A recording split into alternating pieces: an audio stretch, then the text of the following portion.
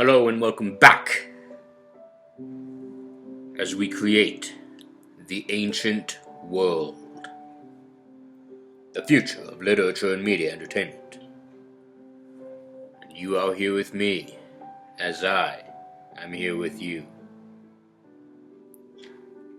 Something's missing here, guys.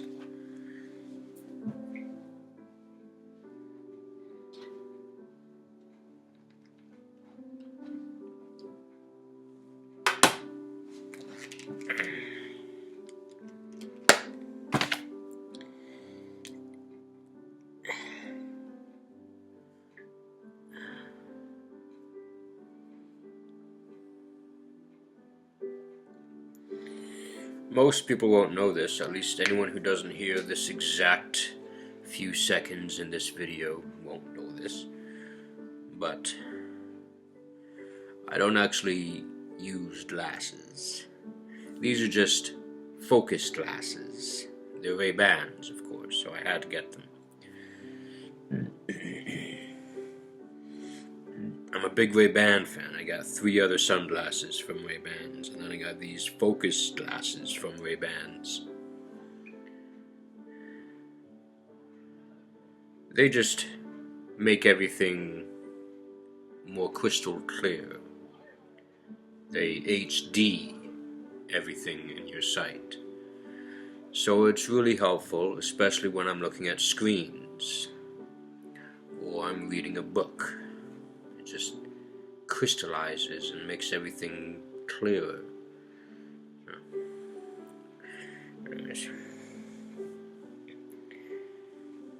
Yeah, I'd really like to dive into the question of what is the ancient world in this video.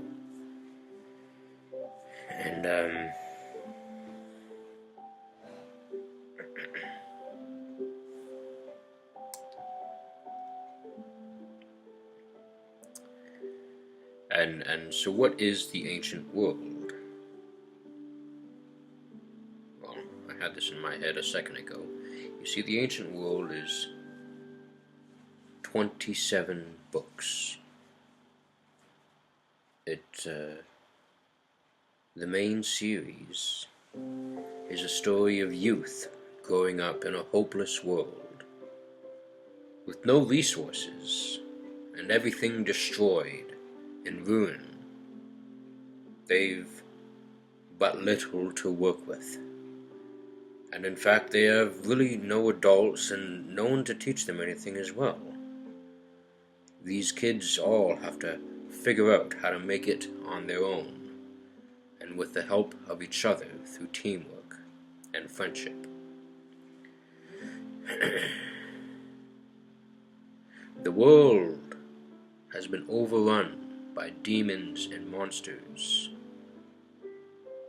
from the great corrupted Emperor Baltax,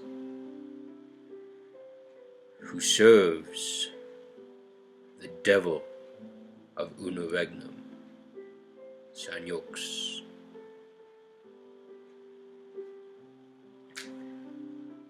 Baltax used to be Emperor Axe, a great emperor who brought peace and union, development and technology throughout the realms. After his father before him, the late King Abrax.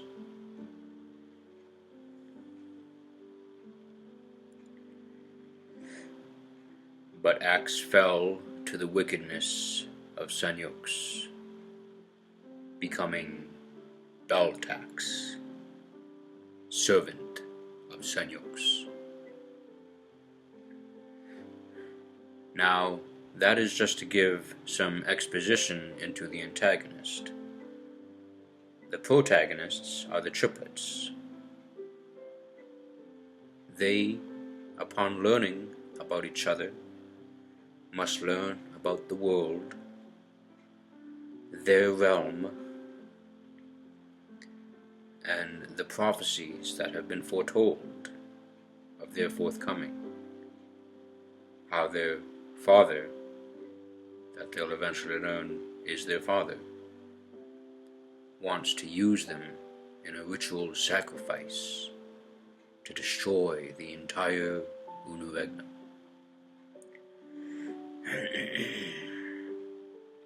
Therefore, by prophecy, the son must kill the father.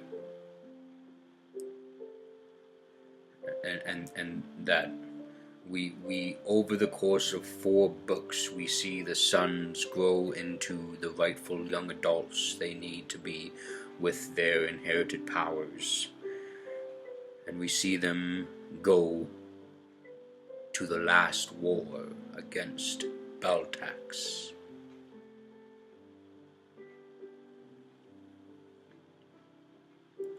That's the main series. Chronicum and the Barbarians are both a 3-book series, and they are, time-wise, in union with each other. So I intend to release both series at the same time. Chronicum is as it is, Chronicles. It's just Latin and Hebrew and ancient Korean and ancient Chinese and Greek and Old English, as well as modern English, are all used throughout the ancient world, on top of the language that I've developed myself, on top of the other language that I've, because there's the Royalist language, and then there's the Manatar language, the language of the giants, essentially.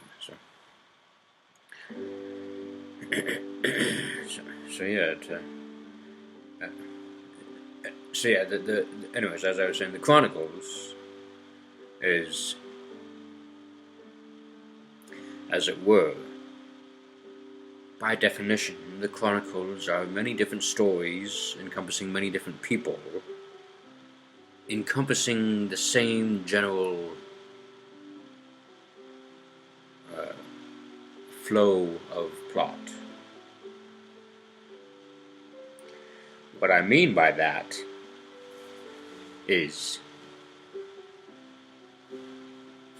in Chronicum Book 1, we explore the older sons of King Axe, Emperor Axe, before the Great War, leading up to the Great War. In Chronicum Book 2, we explore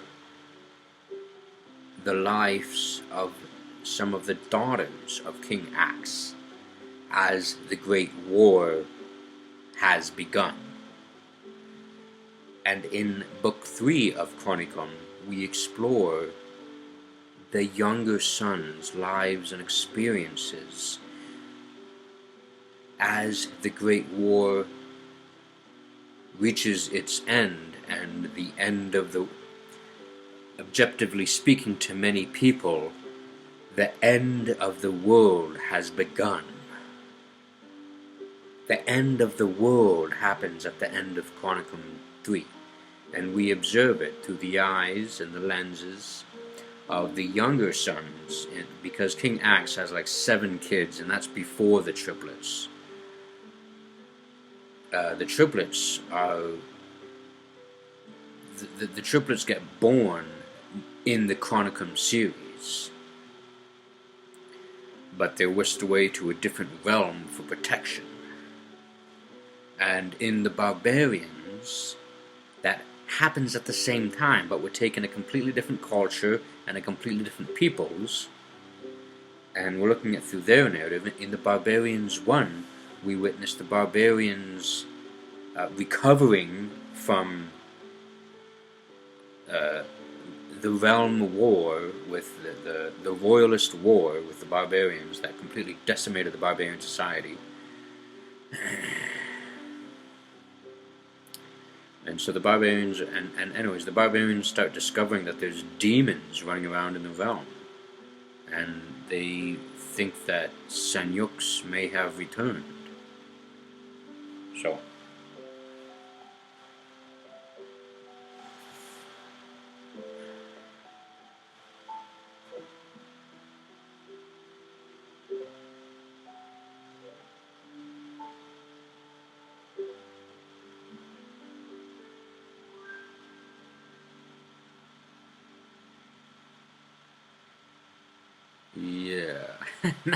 I'm just looking at the barbarian outlines right now.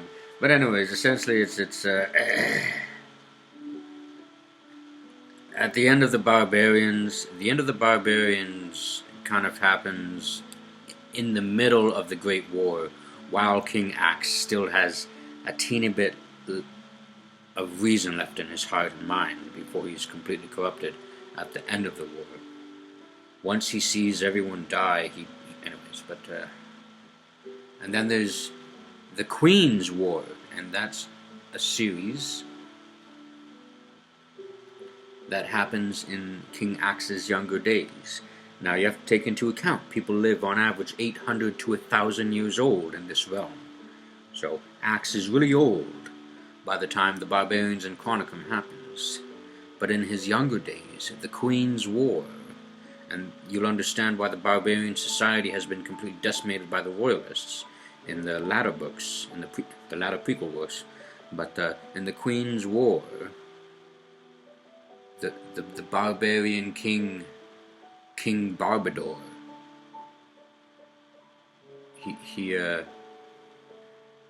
he's been warring with Axe's father, King Abrax, for many years.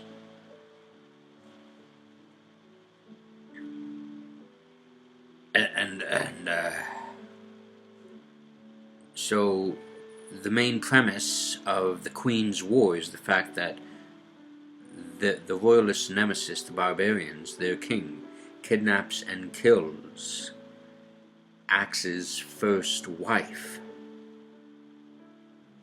that he had all of his 7 children with when they were young in their double digits, I guess. Anyways, but anyways, they're probably in the like 100s, 200s, or maybe 300s that they had the kids. But anyways, so the Queen's War is because there was a war. Axe went to war with King Barbador, against King Barbador, and this is where, yes, he is King Axe at the time. He's King Axe at the time when he wages war against King Barbador. He's a young king. He was just crowned king, and pretty much his first order was, I'm going to kill King Barbador, and we are going to take every single man in the kingdom and empire to destroy the barbarian society. And King Axe made himself emperor of the realm, similar to how Bonaparte made himself emperor.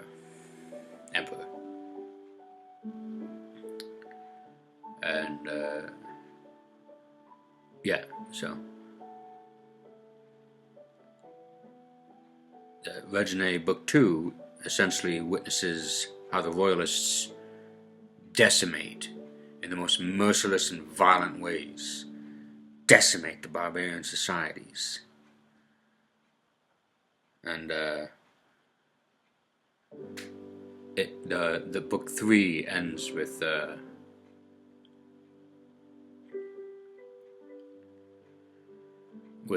Great War of Duck Lake. And you could compare this to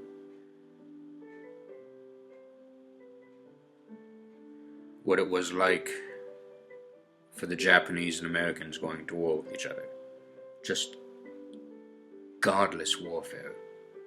Godless, merciless, senseless. You'll notice many undertones of the world wars throughout the ancient world, including the use of the nuclear bomb through Sanyux's Bier. Anyways. Prior to that, there's another sequel, a prequel series, that we call Abrax, Age of Legends, Abrax, Age of Legends. And this is essentially when King Axe, later Emperor Axe, later Beltax, the corrupted servant of Sanyux, he was just a boy. This is when he was just a boy, when his father was the ruler of the kingdom, King Abrax. and this actually takes a very different angle at things. We actually witness how the Mechaeun Empire teamed up with King Abrax to defend the Third Realm against waves and hordes of demons. And for some nasty reason, the barbarians thought this was a great time to attack the royalists' main kingdoms and cities, which did not, like, look at all the books that has happened because of the choices of kings and warriors, and it's ridiculous. We see it all over the world. In every single century. It doesn't matter what century we're living in. Today we see it. Yesterday's century we've seen it. Every century. It's ridiculous. It's always some powerful, pretentious snob waging dirt. Anyways. So yeah, the barbarians decide it's a great time, now that everyone else is busy and distracted with other things in the world, that it's a great time to take measures into their own hands.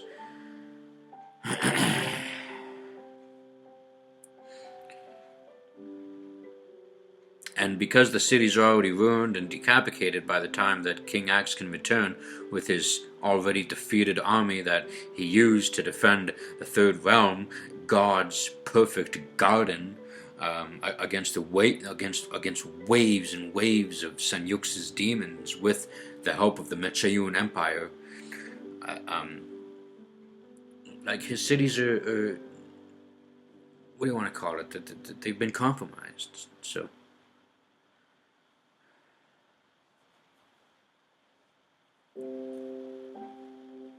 yeah.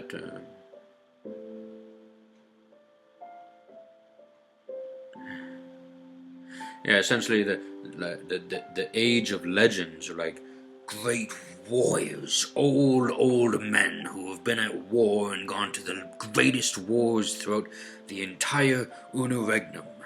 They've seen all the different monsters, and they've managed to kill all the different monsters. And this is the age of little legends, like Arnold Schwarzenegger type kings of monstrosity. It's brutal warriors and the monstrous armies, and just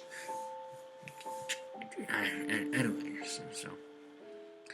So yeah, throughout the Abrax Age of Legends 3-book series, we just see major war after major war, great warrior after great warrior being killed, and yeah. Anyway, so there's that, and then we go to the prophecy of 3 sons, and this happens millions of years prior to all these books that we've just talked about, which are rather pretty chronological in order. Like, we go from Axe as a child to Axe as a young man to Axe as an adult man to Axe as an old man to Axe's sons becoming the main characters.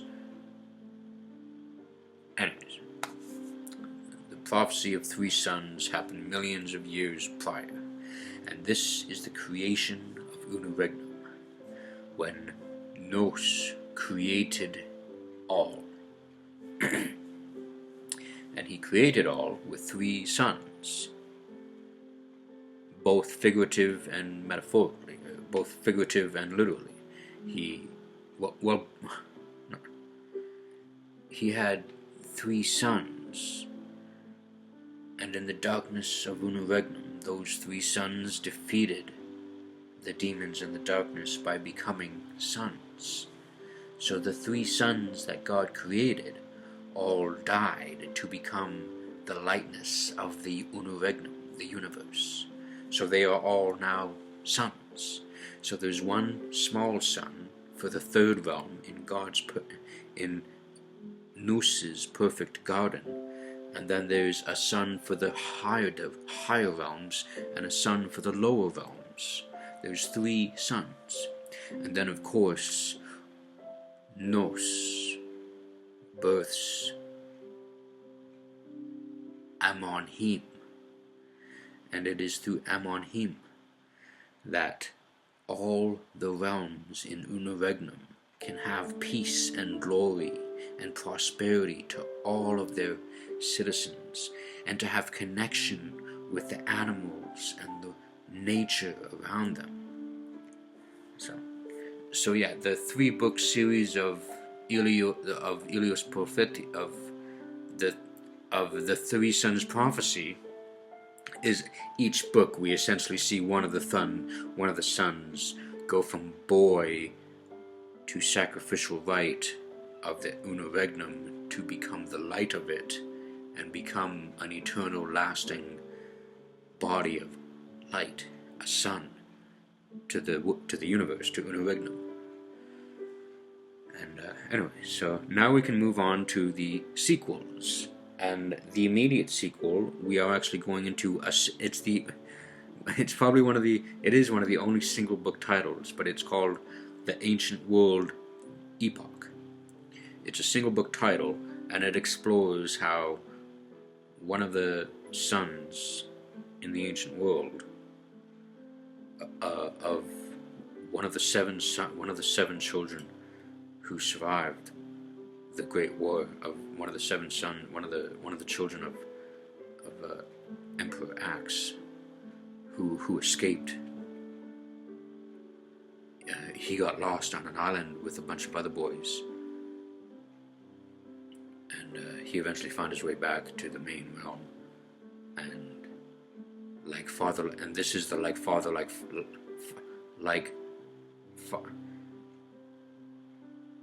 this is the like father like son trope, is that this son, and this is after the last war, after Ebrax, and after everything that happened in the main series. But this is the like father like son trope, where this son actually finds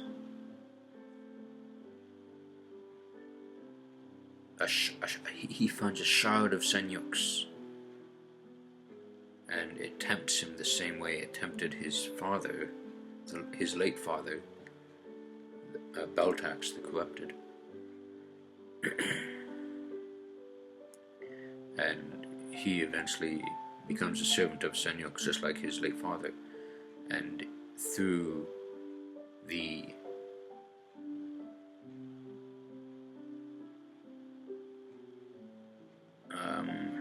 goo, I'm not sure what to call it, I'm still trying to give it a name.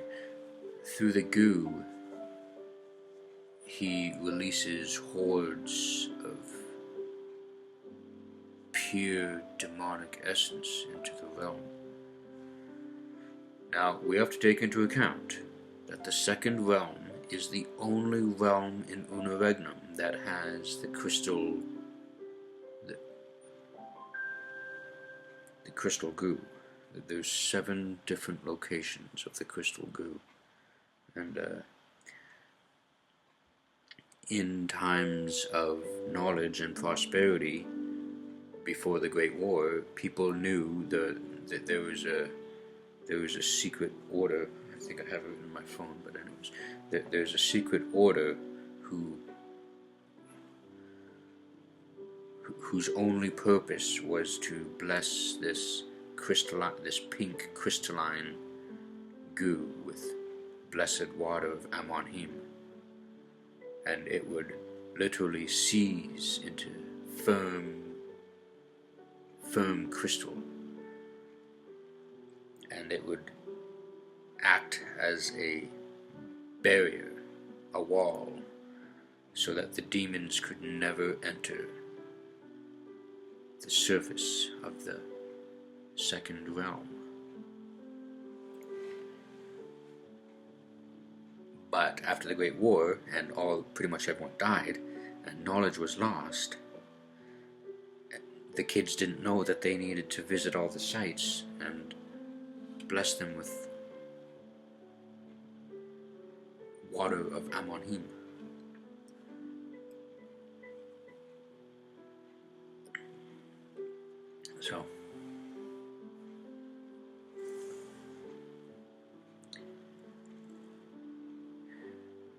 So yeah, so anyways, the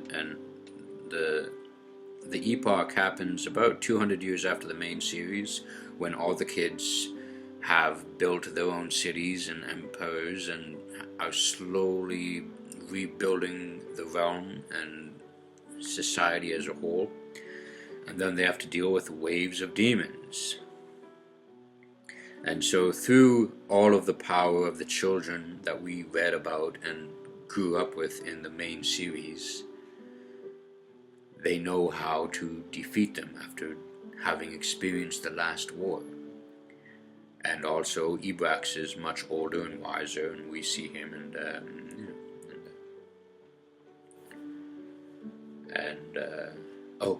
okay, so there's another.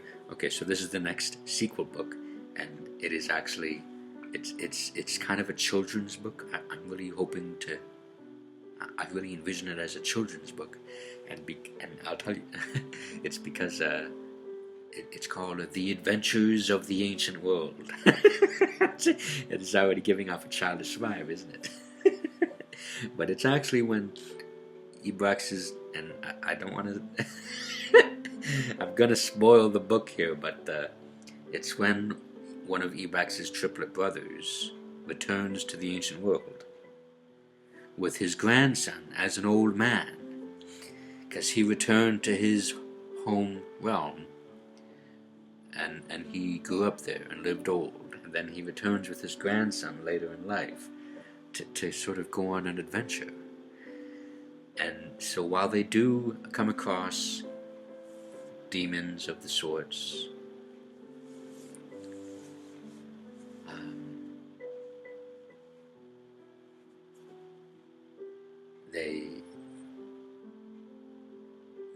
they have a great childhood adventure, kind of like The Hobbit, right? So and then there's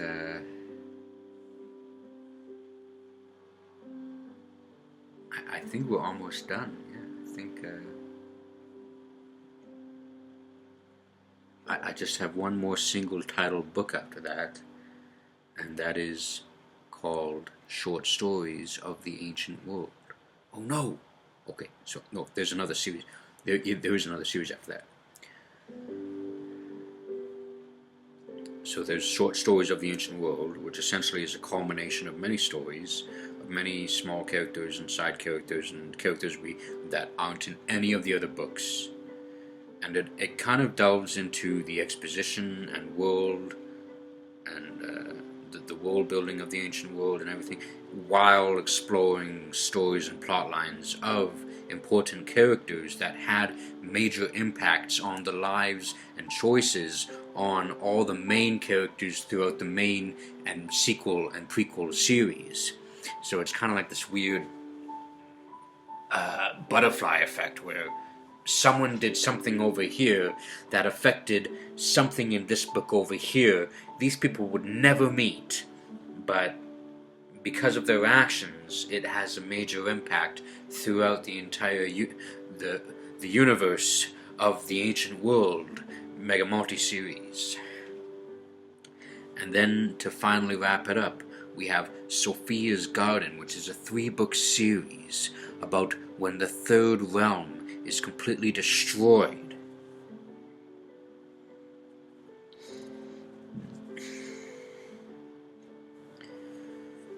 And there's one. It explores when Unregnum is in quite a peaceful place. Unfortunately, it is because all the evilness has been concentrated to the third realm. Gnos's perfect garden, the center of Unregnum. And there are 2 brothers who are exploring the Unregnum, and they want to explore the third realm. But once they arrive, they don't know. It doesn't look right. It seems as though the entire world has died. But they come across this one young girl seems to still be surviving. Her name is Sophia. And so they take Sophia back to the second realm.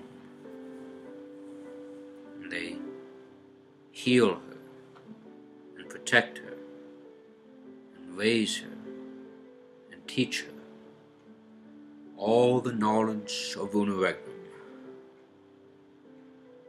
They go back to the third realm with an army, and they defeat all the evilness and wickedness of Senyux that has concentrated itself in the third realm.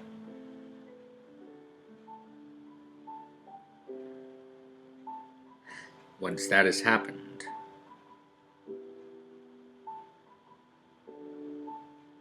Senyux himself returns, and he returns in the heart of Unregnum, at the center of the third realm. So we see Ibrax return as a very old man. We see these two new young brothers who are adventuring the universe, adventuring Unregnum together. We see the young girl grow into a powerful, wise woman.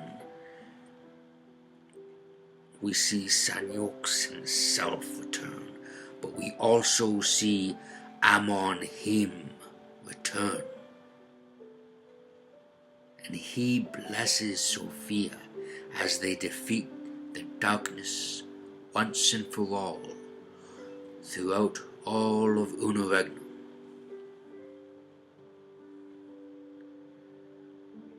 And it is Sophia and the brothers, one of the brothers, who repopulate the third realm and create a new world, a new perfect garden, to be Noose's perfect garden, Sophia's garden. So yeah, that's the Ancient World Mega Multi-Series. And obviously I'm starting with the main series. I'm kind of very Star Wars-esque in the way I'm doing it. It's, just as they kind of did the movies 5, 6, and 7. In practicality, I'm doing 3, 6, 9, 12, 15. I'm doing books 16 through 20 as the first books that I intend to publish. And then I'm going to go backwards and work on books 15 through 9, and then work through book 9 to 6, 6 to 3, and 3 to book 1. And then after all those books, I'm going to work on the prequel series, book 20, book 21, book 22, and then book 23, 24, 25. Is there only 25? Maybe there's only 25 books. Maybe there is 27 though. Anyways, there's a lot of books. That's all I can tell you. Anyways. So that is the ancient world. It's a magnificent thing. 7 realms. Noose and Senyux. Amon-Him.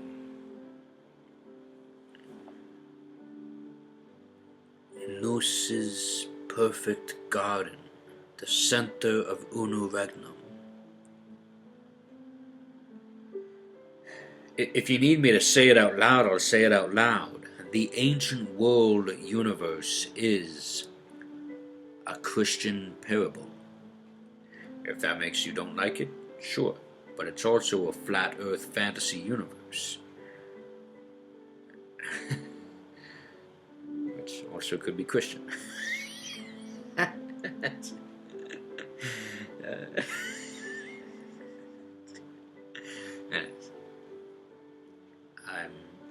not entirely the most read on the Bible, but I'm quite well versed in Christianity and the Christian faith. And I am intending to fill the ancient world with Christian parables and narratives inspired by the Bible.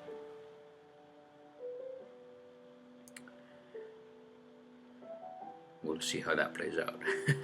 But yeah, so anyways, I'd love to type tonight, but I think that's actually going to be a great film, and that's going to be okay, and we're going to cut the film there, guys. So I appreciate you guys being here with me and talking about the ancient world. I love talking about it.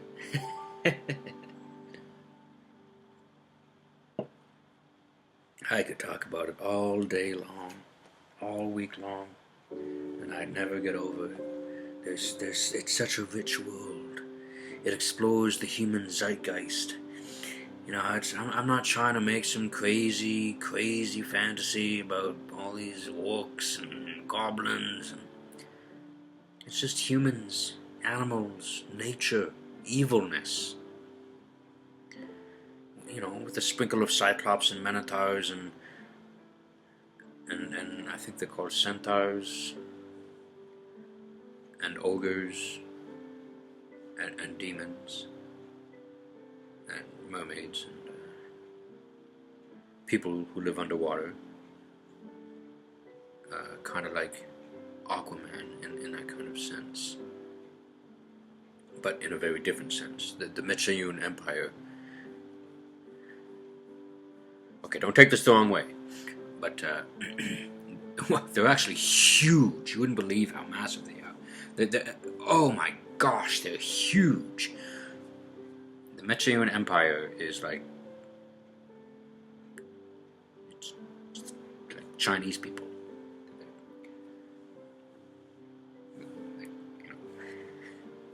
So that's the Michayun Empire. And they essentially live across all of the floors of the oceans. They're everywhere. They control the oceans. It's insane to even comprehend, considering the oceans is probably 60% of the entire Unregnum. But that's a fallacy, because the Minku dynasty and also Qi is ruled by, you know, people with slanted eyes. And Minku, so the Michayun and the Minku were actually two brothers who waged war against each other millions of years ago after the Great Creation. And one of them decided to live in the water and one of them decided to live on land, and that is the creation of the Michayun Empire and the Michayun peoples and the Minku dynasty, which has lasted essentially for eternity and probably will always exist given how powerful they are. And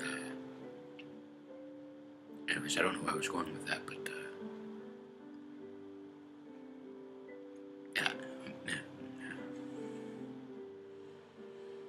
yeah, there's a lot. And anyways, I'm going to cut the video there, and we'll have a great night, and thank you for showing up. And man, this is a lot, you know, it's so much. And you are here with me as I'm here with you, creating the future of literature and media entertainment. It is like, imagine if you were watching Stephen King or Tolkien. You know, they didn't even have YouTube when they were in their 20s. But imagine if they did, and you were watching Tolkien or even J.K. Rowling vlog creating the future of literature entertainment. Like, that would be crazy, but that's what you and I are doing right now. Anyways, alright guys, thank you so much for being here, and that was a great video, of course, and I'll see you guys after the weekend. Alright, take care.